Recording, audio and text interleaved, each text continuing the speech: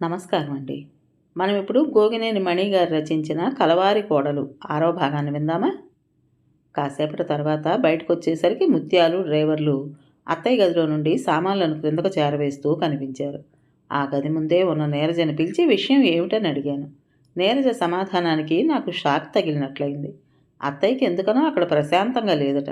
క్రిందున్న బెడ్రూముల్లోకి మారుతున్నారని చెప్పింది. ఆ పైన మామయ్య గారిని చూడటానికి డాక్టర్లు వస్తుంటారు కాబట్టి క్రింద అయితే అనువుగా ఉంటుందని అత్తయ్య అనుకున్నారట. అత్తయ్యకు ప్రశాంతంగా ఎందుకు లేదు? ఆ మాటే నా మనసులో గుచ్చుకుంది.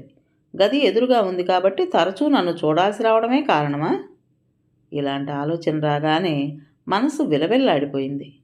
అంత తప్పు నేనేం చేశాను? విష్ణు తన మాట వినకుండా నన్ను పెళ్లి చేసుకున్నందుకైతే కోపం విష్ణు మీద కదా ఉండాలి. మధ్యాహ్నం భోజనం చేయాలనిపించకపోయినా ఏవో కారణాలు చెప్పడం అదంతా ఎందుకని తిన్నాననిపించి వచ్చేశాను. బాగా నిద్ర పట్టింది. లేచి స్నానం చేసేసరికి కొంచెంగా మనసు తేటపడినట్లుగా అనిపించింది. ఊరు నుండి ఎవరో బంధువుల పెళ్లికి వచ్చిన వాళ్ళు నన్ను చూడటానికి ఇక్కడికి వచ్చారని నీరజ నన్ను క్రిందకు రమ్మని చెప్పింది.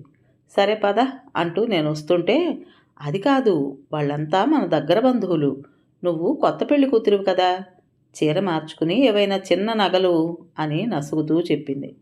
చిన్న చిన్న పువ్వుల ప్రింట్ ఉన్న పింక్ కలర్ చీర కట్టుకుని ఉన్నాను. మెడలో సన్నని చైను, చేతికి 2 గాజులు, అంతే మరి. పెళ్ళి అనుకున్నాక నాన్నమ్మ 2-3 రకాల నెక్లెస్లు కొనిపించింది. సింపుల్గా ఉండేవే తీసుకున్నాను. ఎక్కడికో ఫంక్షన్కి వెళుతున్నట్లుగా మళ్ళీ అలంకరణ మొదలు పెట్టడం అనవసరం అనిపించింది. ఏం వద్దులే పద అన్నాను. నీరజ నగలు ఏమైనా పెట్టుకోమని ఎందుకు సలహా ఇచ్చిందో తర్వాత అర్థమైంది. గలగల మాట్లాడుకుంటున్న వాళ్ళంతా నన్ను చూడగానే నిశ్శబ్దమైపోయారు. నన్ను అక్కడ ఓ సోఫాలో కూర్చోమని చెప్పి ఇన్స్టిట్యూట్లో తనకేదో పని ఉందని చూసుకుని వస్తానంటూ నీరజ వెళ్ళిపోయింది. ఎవరూ ఏం మాట్లాడకుండా నా వైపే కళ్ళు అప్పగించి చూడటం కొంచెం ఇబ్బందిగా అనిపించింది. పెద్దవాళ్ళు కూర్చున్న వైపుకు చూస్తూ చేతులు జోడించి అందరి వైపు పలకరిస్తున్నట్లుగా చిరునవ్వుతో చూశాను. బదులుగానైనా ఎవరిలోనూ చిరునవ్వు లేదు. 2 నిమిషాలకి చలనం వచ్చినట్లుగా మళ్ళీ కబుర్లు మొదలుపెట్టారు. పెళ్లికి వెళ్ళి వచ్చినందువల్ల కాబోలు అందరూ ఖరీదైన పట్టుచీరలతో, నగలతో దగదగలాడిపోతున్నారు. 2 లంగావుణి వేసుకున్న అమ్మాయిలైతే బంగారపు తొడుగు అనిపించేటట్లుగా అన్ని రకాల నగలు పెట్టుకున్నారు. అక్కడ లేని ఎవరి గురించో ఒక ఆవిడ ఖర్చు పెట్టడానికి చేతులు రానప్పుడు ఊరుకోవచ్చుగా, అంత నాసిరకంగా నెక్లెస్ చేయించడం ఎందుకు అనగానే చిన్నత్తయ్య, రాజ్యం గురించి కొత్తగా అనుకునేదేముందిలే, ఎప్పుడూ అంతేగా, బియ్యం బియ్యంలాగే కదలకుండా ఉండాలి, బిడ్డలు మాత్రం బీరగింజల్లా ఉండాలి అనే రకం కదూ అన్నారు. అందరూ పెద్దగా నవ్వారు. నాకు కొంచెం దగ్గరగా కూర్చున్నావిడ తన పక్కన కూర్చున్నావిడ మీదుగా చిన్నత్తయ్య వైపుకు వంగి కొంచెం మెల్లని స్వరంతో, చేయించిన నగలు మీనాక్షి కోడలికి ఇవ్వలేదా అని అడిగారు. చిన్నత్తయ్య నిట్టూరుస్తూ మెల్లగానే, ఇవ్వకపోవడం ఏమిటి, అన్నీ ఇచ్చింది, నగలు పెట్టుకోవడం అలవాట్లేదట, ఇష్టమూ ఉండదట అన్నారు. నా ఎదురుగా కూర్చున్న నా వయసు అమ్మాయి ముసిముసిగా నవ్వింది. వేళాకోళంగా కాబోలు. పక్కనే కూర్చున్నావిడ కూడా అలాగే నవ్వుతూ, స్తోమతను బట్టి నగలు పెట్టుకుంటారు, లేకపోతే ఊరుకుంటారు, అంతేగాని అలవాటు ఇష్టం లేకపోవడం ఏమిటి, విడ్డూరం కాకపోతే అన్నారు. ఆ అమ్మాయికి ఆవిడ తల్లే అయి ఉంటారని అనుకున్నాను. అందరూ మాట్లాడుకోవడానికి ఒక మంచి టాపిక్ దొరికినట్లయింది కాబోలు. ఇక అంతే మొదలు పెట్టేశారు. పాపం తండ్రి బడిపంతులు కదా, నగలు చేయించలేని స్థితిని బయటకు రానియకుండా నగలంటే ఇష్టం లేదని చెప్పడం మంచి మాటే కదూ. కన్నవాళ్ళకి చిన్నతనం లేకుండా తెలివైన అమ్మాయి. ఆవిడ మాటలు వింటుంటే వగచినట్టు వాత పెట్టినట్టు మాట్లాడటం అంటే ఏమిటో ఆ క్షణం తెలిసింది. అవేం తెలివితేటలులే, చీరాసారితో ఎంత ఘనంగా అత్తవారింటికి పంపిస్తే పుట్టింటి వాళ్ళకి అంత గౌరవం గొప్ప ఉంటాయి. తల్లి లేదు, తండ్రికి తెలియకపోతే ఇంట్లో ఒక ముసలావిడ ఉంటుందని అన్నారే, ఆవిడైనా పిల్లకు ఒంటి మీద ఇంత బంగారం పెట్టి పంపిస్తేనే పద్ధతిగా ఉంటుందని చెప్పొద్దు. సరేలే, పెద్దవాళ్ళ అవసరం లేదు, ఈ కాలం పిల్లలకే అంత తెలివితేటలుంటున్నాయి. మద్దిపాటి అనంతయ్య 3వ కూతురు నీలవేణి లేదు, తెలివితేటలంటే ఆ పిల్లవే. 2 ఆడపిల్లల పెళ్ళిళ్ళు చేసేసరికి అనంతయ్య పని అయిపోయింది. నీలవేణి పెళ్ళికి బియ్యాల వారు పిల్లకి ఎంత బంగారం ఉందని అడగలేదు కదా అని నగలేమీ కొనకపోయేసరికి ఆ పిల్లే ఊరుకోలేదు. అత్తారింటికి బోసుగా వెళితే ఎంత నామర్దా అని పేచీ పెట్టింది. ఆ మాట నిజమేగా. ఇక అనంతయ్య మాత్రం ఏం చేస్తాడు? అప్పులో అప్పు అనుకుంటూ బంగారము కొన్నాడు. నాకు చాలా విచిత్రంగా ఉంది. కన్నవాళ్ల కష్టసుఖాలతో తనకేం సంబంధం లేదన్నట్లుగా అప్పు చేయించి నగలు కొనిపించుకోవటం తెలివితేటలా? స్వార్థం కాదా? పరోక్షంగా నన్ను ఎగతాళి చేయాలనే ఉద్దేశంతో అలా మాట్లాడుతున్నారా, లేక నిజంగానే వాళ్ళ అభిప్రాయాలు అలానే ఉంటాయా? ఇంతలో ఇంకొక ఆమె నాకు చనువుగా ఓ సలహా ఇచ్చారు. ఇదిగో అమ్మాయి, నేను చెప్తున్నాను విను. జీతం రాళ్ల మీద బ్రతికే వాళ్ళకి నగలు నాణ్యాలు కొనాలంటే కష్టమే. గొప్పలకు పోయి అప్పులు చేయకపోవటం మంచి పనే. నువ్వు పుట్టింటి నుండి ఏం తీసుకురాలేదని అనుకునే వాళ్ళు ఎవ్వరూ లేరిక్కడ. నీ సుకృతం కొద్దీ ఇంట్లోకి వచ్చి పడ్డావు. మీ అత్తగారిచ్చిన నగలన్నీ శుభ్రంగా పెట్టుకుని తిరుగు. అవును, మీ ఊళ్ళో అయితే పర్వాలేదు, కానీ ఇక్కడ నిన్ను మీనాక్షమ్మ కోడలనే అంటారు. ఏ బంధువుల పెళ్ళికైనా ఇలాగే వెళితే మీ అత్తమామలకే పరువు తక్కువ అని ఇంకొకరు అన్నారు. అత్తయ్య కొంచెం అసహనంగా ఏదో అనబోతుంటే, నువ్వు ఊరుకో మీనాక్షి, మన ఇంటికి వచ్చిన అమ్మాయికి మన పద్ధతులు చెప్పాలిగా. ఎవరో పెద్దావిడ కోప్పడ్డారు. ఇప్పుడు ఈ మాటలన్నీ ఎందుకు? అవసరం అనిపిస్తే అక్కయ్య చెప్తుంది కదా.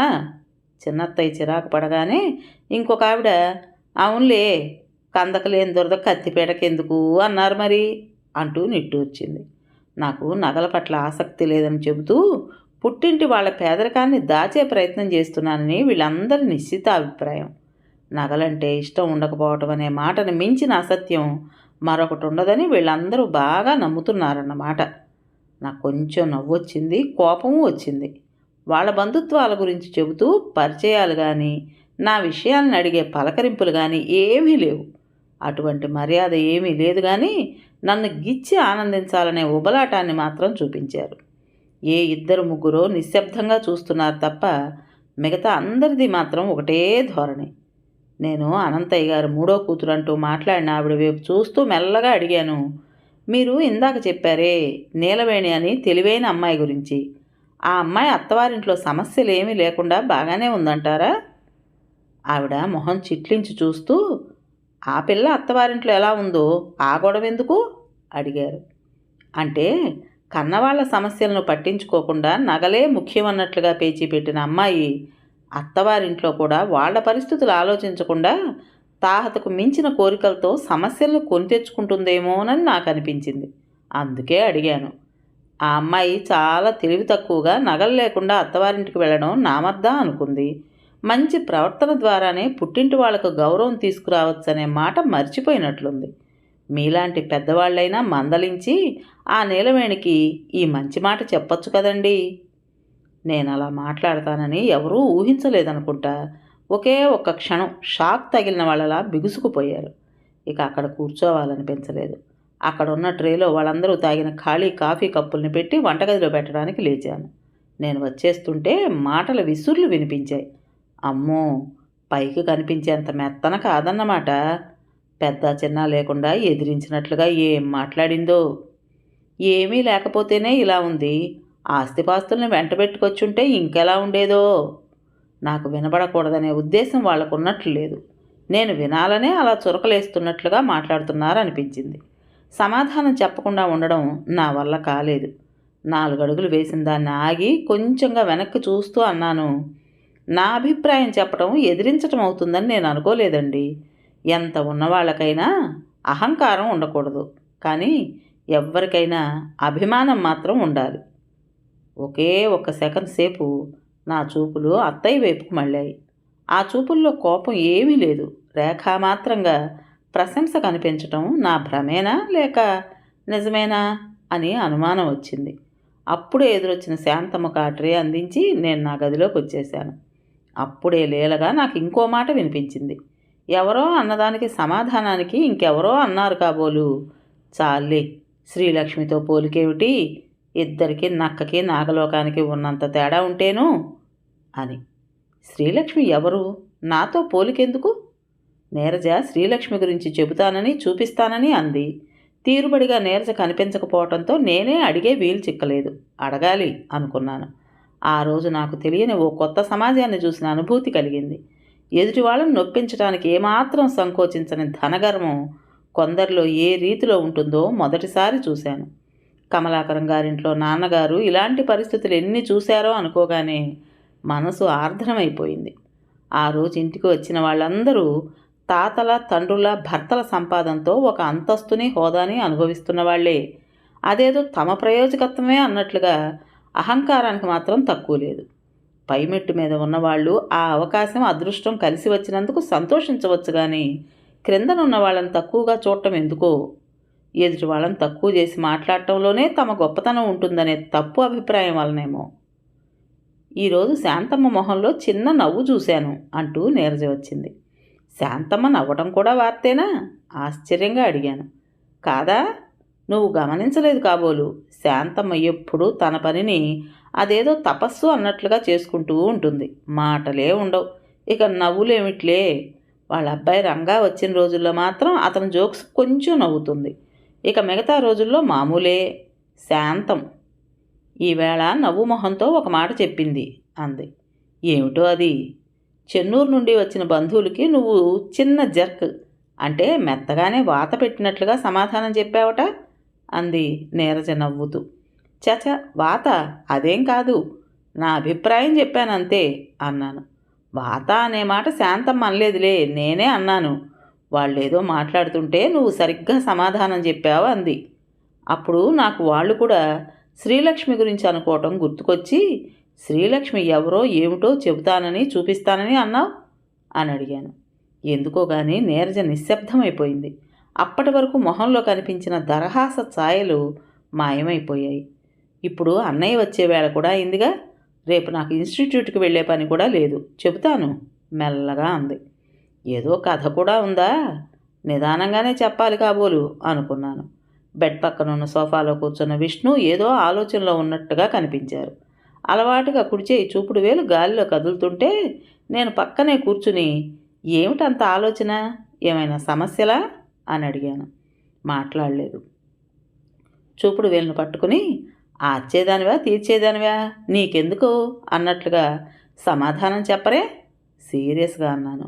చిరునవ్వుతో చూసి, ఫైనాన్షియల్ ప్రాబ్లమే, తీర్చేదానివి కాకపోవడం ఏమిటి, నువ్వు తలుచుకుంటే చిటికలు అయిపోదు అన్నారు. ఒక్క క్షణం నేను ఉలిక్కిపడ్డాను. అమ్మ ఆస్తి గురించి చెప్పవద్దనుకున్నాంగా, నాన్నగారు అప్పుడే ఎందుకు చెప్పారో. ఏమిటి ఆలోచిస్తున్నావు? ఈ రిజర్వ్ బ్యాంకు నాకు అప్పివ్వదా అన్నారు నా చేయిని పట్టుకుంటూ. అప్పుడు నాకు గుర్తుకొచ్చి అదా సంగతి అనుకున్నాను. ఒకసారి అంకుల్ వాళ్ళింట్లో విష్ణువుని కలిసినప్పుడు, ఈ ఊళ్ళో మీ పనులు పూర్తయ్యాయా అని అడిగాను.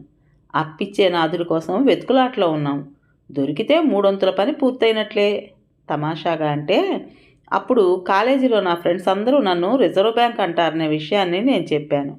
నా క్లాస్మేట్స్లో చాలామంది ఇంట్లో వాళ్ళు ఫీజులకి, బుక్స్కి ఇచ్చిన డబ్బును సినిమాలకి, రెస్టారెంట్స్కి ఖర్చు చేసేసి ఫీజులు కట్టాల్సిన సమయానికి అప్పు కోసం చూస్తుంటారు.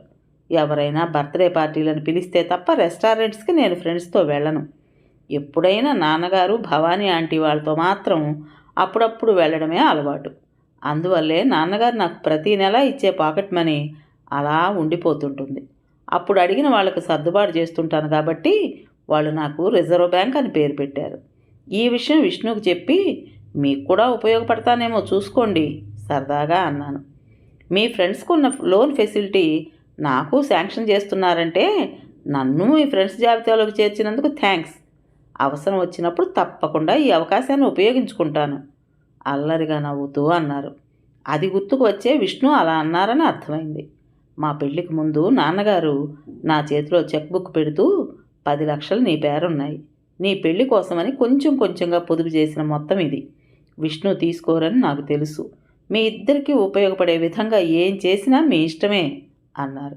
నేను అనాలోచితంగా వెంటనే, ఇదేమిటి నాన్న మీరు ఇలా చేస్తున్నారు అనేశాను. నాన్నగారి పెళ్లిలో కమలాకరం గారు చేసినట్లే నాన్నగారు చేస్తున్నారనే అర్థంతో మాట్లాడానని అప్పుడు నాకు స్ఫురించింది. అప్పటి పరిస్థితులకి ఇప్పటికీ పోలికే లేదు. నీకు వివేకం, విచక్షణ జ్ఞానం ఉన్నాయి. విష్ణు వ్యక్తిత్వం గురించి తెలుసు. మీరిద్దరూ ఒకరికొకరుగా ఉన్నంతకాలం ఇతరుల ప్రమేయంతో వచ్చే సమస్యలు మిమ్మల్ని ఏమీ చేయలేవు. ఎటువంటి సమస్యలు వచ్చినా పరిష్కరించుకునే సామర్థ్యం నీలో ఉందనే నా నమ్మకం. మీ అమ్మ నాకు సపోర్టుగా ఉండుంటే నా జీవితం బాగానే ఉండేది. తను తెలుసుకుని సర్దిద్దుకుందాం అనుకునేసరికి జీవితమే చేజారిపోయింది. నాపై నాన్నగారికి ఉన్న నమ్మకానికి అప్పుడు చాలా సంతోషం కలిగింది. ఈ డబ్బుతో మనం ఏం చేయాలి, ఏ విధంగా ఖర్చు పెట్టాలన్నది మాత్రం పూర్తిగా మీ ఇష్ట ప్రకారమే జరగాలి, అది నా కోరిక అని విష్ణువుకి చెబితే, సరే ఆలోచిద్దాం అన్నారప్పుడు. ఇప్పుడు మళ్ళీ ఆ విషయాన్ని గుర్తు చేశాను. చూద్దాం, తొందర ఏముంది అన్నారు. విష్ణు వాళ్ళ బిజినెస్ వ్యవహారాల గురించి నాకేమీ తెలియదు. మావయ్య గారి అనారోగ్యం వల్ల కొన్నింటి నుండి తప్పుకోవటం, కొన్నింటిని పార్ట్నర్స్ నుండి పూర్తిగా తీసుకోవటం చేయాల్సి ఉండటంతో పెద్ద మొత్తంలో డబ్బు అవసరమని అప్పుడు విన్నాను. ఎంత సమకూరింది, ఇంకా ఎంత అవసరం లాంటి విషయాలు నేను అడగనూ లేదు, విష్ణు చెప్పనూ లేదు. బిజినెస్ చికాకుల్లో ఉన్న విష్ణుకు నేను చేయగల సాయం ఒక్కటే, నా వైపు నుండి ఎటువంటి సమస్యలు లేకుండా చూడటమే. అందుకే ఇంట్లో నాకు ఎటువంటి అప్రియమైన అనుభవాలు కలిగినా విష్ణువుకు చెప్పకుండా ఉండాలని నిర్ణయించుకున్నాను. ఆ మర్నాడు అవసరాన్ని బట్టి ఢిల్లీ వెళ్లాల్సి ఉంటుందని విష్ణు చెప్పారు. మర్నాడు ఉదయం ప్రయాణం నిర్ణయమైందని, 2-3 రోజులు ఉండాల్సి రావచ్చని విష్ణు చెప్పారు. మధ్యాహ్నాలు భోజనానికి ఎప్పుడో కానీ ఇంటికి రావడం లేదు కనుక ఉదయమే తన బట్టలు చిన్న సూట్ కేసులో సర్ది పెట్టుకున్నారు. సాయంకాలం వచ్చినప్పుడు నీకు కొంత పని అప్పచెప్పే వెళ్తాను. రోజంతా నీకు కంప్యూటర్ ముందే గడిచిపోతుంది. కాలక్షేపం గురించి చింతించాల్సిన పనేం లేదు. బాగా చేస్తే అని అడిగాను. నేను మధ్యలోనే అడ్డం వెళ్ళి, ఏమిస్తారు? ఇంకొంచెం ఎక్కువ వర్క్ ఇస్తాను అంటూ నవ్వేశారు. బాగుంది, మీ ఆఫీసులో కూడా ఇదే పద్ధతా? బాగా చేసిన వాళ్ళకి శాలరీ కాకుండా పని పెంచుతారన్నమాట అంటూ నేను నవ్వాను. మధ్యాహ్నం నేను నా భోజనం ముగించి వచ్చేస్తున్నప్పుడు అత్తయ్య గుమస్తా ఇచ్చిన మందుల కవర్ని తీసుకుని తన గదిలోకి వెళ్ళబోతూ కాలికి చీర అడ్డం తగలడం వలనో మరెందుచేతనో ముందుకు తూలి పడబోయారు. దగ్గరలోనే ఉన్న నేను చటుక్కున పట్టుకుని అప్రయత్నంగా అత్తమ్మా అన్నాను. ఒకే ఒక సెకండ్ సేపు నిర్విణ్ణు రాలేనట్లుగా నా వైపు చూసిన అత్తయ్య, వద్దు, నన్ను అలా పిలవద్దు రుద్ధకంఠంతో అంటూ వేగంగా లోపలికి వెళ్ళిపోయారు. చిన్నతనంలోనే అమ్మ అనే పిలుపుకు దూరమైపోయినందువలనేమో పెళ్ళయ్యాక అత్తగారికే అమ్మ అని చేర్చి అత్తమ్మ అని పిలవాలని మనసులో అనుకునేదాన్ని. అందువలనే అనుకుంటా అనుకోకుండానే ఆ మాట నా నోటి వెంట వచ్చింది. ఈ మాత్రానికే అత్తయ్యకి అంత దుఃఖం ఎందుకు వచ్చింది? నేను వరుస పెట్టి పిలవటాన్నే అత్తయ్య సహించలేకపోతోందంటే నా మీద ఎంత అయిష్టత ఉందో తెలుస్తోంది. అత్తయ్య చూపులో నా పట్ల కోపం, కాఠిన్యం కనిపించవు. ఏదో నిర్లిప్తత, వేదన తొంగి చూస్తుంటాయి. నా తప్పేమిటో నాకు అర్థం కావడం లేదు. షాక్ తగిలినట్లుగా ఒక్క క్షణం అక్కడే బొమ్మలా నిలబడిపోయిన నేను తేరుకుని మెల్లగా నా గదిలోకి వచ్చాను. అత్తయ్య నన్ను పలకరించలేదని, నేను రోషంతో దూరంగా ఉండిపోవటం సమంజసం కాదని, దగ్గరయ్యే ప్రయత్నం చేయాలని నిన్ననే నేను అనుకున్నాను. అలాంటి ప్రయత్నాలేవీ ఫలించవని ఈరోజు తేటతెల్లమైపోయింది. అప్పుడు ఒకసారి విష్ణు నాకు కొన్ని విషయాలు చెప్పాలని, సమయం చూసి చెబుతానని అన్నారు. తీరుబడిగా ఉన్నప్పుడు ఆ మాట గుర్తు చేయాలి. అత్తయ్యకు నా పట్ల ఉన్న అయిష్టతకు కారణం తెలుస్తుందేమో. నాన్నగారి దగ్గర నుండి ఫోన్ వస్తే మనసులోని దుఃఖం గొంతులో కనిపించకుండా మాట్లాడటానికి కొంచెం కష్టపడాల్సి వచ్చింది. ఎప్పట్లానే బాగున్నానని, ఇక్కడ అంతా బాగుందని చెప్పాను. విష్ణుతో నాకు నిజంగానే హాయిగా అంతా బాగుంది కాబట్టి అలా నిస్సంకోచంగా చెప్పగలుగుతున్నాను. అత్తయ్య ఇప్పటి వరకు నన్ను పలకరించలేదనే విషయం తెలిస్తే నాన్నగారు ఎంత ఆందోళనకు గురవుతారో ఊహించగలను. ప్రస్తుతానికి ఈ విషయాలు నాన్నగారికి తెలియకపోవటమే మంచిదనే ఉద్దేశంతో ఇక్కడికి ఎప్పుడొస్తారని మాట మాత్రంగానైనా అడగటానికి సాహసం చేయలేకపోతున్నాను. 4 గంటల సమయంలో నీరజ ఒక ఆల్బమ్ తీసుకుని నా దగ్గరకు వచ్చింది. శ్రీలక్ష్మి గురించి చెబుతానని, చూపిస్తానని అన్న మాట గుర్తుకొచ్చింది. ఫోటోనా అనుకుంటూ ఆల్బమ్ తెరిచాను. మామిడికాయలు గుత్తులుగా వేళ్లాడుతున్న గున్నమామిడి చెట్టు క్రింద పట్టులంగా ఓణి డ్రెస్లో నిండుగా అన్ని నగలు పెట్టుకున్న అమ్మాయి ఫోటో మొదటి పేజీలో ఉంది. నేను ఎప్పుడో ఎక్కడో చదివిన వాక్యం చటుక్కున గుర్తుకొచ్చింది. స్తంభించిన విద్యుల్లత, దిగివచ్చిన దేవత. నేను అలా కళ్ళార్పకుండా చూస్తుంటే శ్రీలక్ష్మి అంది నీరజ. శ్రీలక్ష్మి ఎవరు? ఉద్వేగంతో అడిగాను. కోదండ మావయ్య కూతురు అంది. కథ పేరు కలవారి కోడలు. రచించిన వారు గోగినేని మణి గారు. ఇంతటితో ఈ కథలోని 6వ భాగం పూర్తయింది. విన్నారు కదండి. మరి ఈ కథ మీకు నచ్చిందా? నచ్చినట్టయితే లైక్ చేసి మరో నలుగురికి షేర్ చేయండి. అలాగే కొత్త వాళ్ళు కనుక మన ఛానల్ని చూస్తున్నట్లయితే తప్పకుండా సబ్స్క్రైబ్ చేసుకోండి. మరి ఇంత మంచి కథను మనకు అందించిన రచయిత్రి గారికి మనందరి తరపున మనస్ఫూర్తిగా ధన్యవాదాలు తెలియజేసుకుంటూ ఉంటానండి.